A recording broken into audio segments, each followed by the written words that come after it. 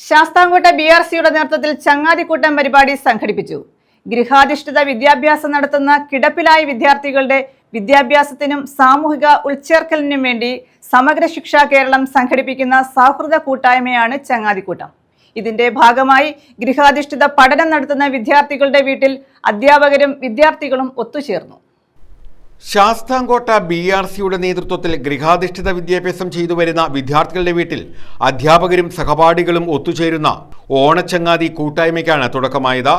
പദ്ധതിയുടെ ഔപചാരികമായ ഉദ്ഘാടനം ശാസ്താംകോട്ട ഗ്രാമപഞ്ചായത്ത് പ്രസിഡന്റ് R. ഗീത നിർവഹിച്ചു. കിടപ്പിലായ രോഗികളുടെ വീടുകളിലെ BRCയുടെ നേതൃത്വത്തിലുള്ള കിടപ്പിലായ രോഗികളുടെ വീട്ടിലേക്ക് പോകുന്ന ഒരു സന്ദർശനമാണ്. അവർക്കൊരു ഓണക്കിറ്റും പുടവയൊക്കെ കൊടുക്കുന്നതാണ്. കാശിനാഥ് എന്ന് പറഞ്ഞാൽ അവൻ 10ാം ക്ലാസ്സിൽ പഠിക്കുന്ന ഒരു കുഞ്ഞാണ്. ശാസ്താംകോട്ട ഗ്രാമപഞ്ചായത്തിൽ ഈ വർഷം 95 പേർക്ക് കിടപ്പിലായ രോഗികൾക്ക് ഭക്ഷണക്കിറ്റ് ഓണപ്പുടവയും കൊടുത്തതിനോടൊപ്പം തന്നെ നമ്മുടെ കാശിനാഥനും ഇവിടുന്ന് പോകുന്ന ടീച്ചർമാരുടെ കൂടെ എനിക്ക് ആ കുട്ടിയെ കാണണമെന്നുള്ള ആഗ്രഹമുണ്ട്. സമയമുണ്ടെങ്കിൽ ഞാൻ എത്താം. എന്നുവെച്ചാൽ നമ്മുടെ കൃഷി ഓഫീസിന്റെ നേതൃത്വത്തിലുള്ള കാർഷിക വിപണന കേന്ദ്രത്തിലെ ഓണം വിപണന മേളയാണ് 11:30 നടക്കുന്നത്. സബീന S. അധ്യക്ഷത വഹിച്ചു.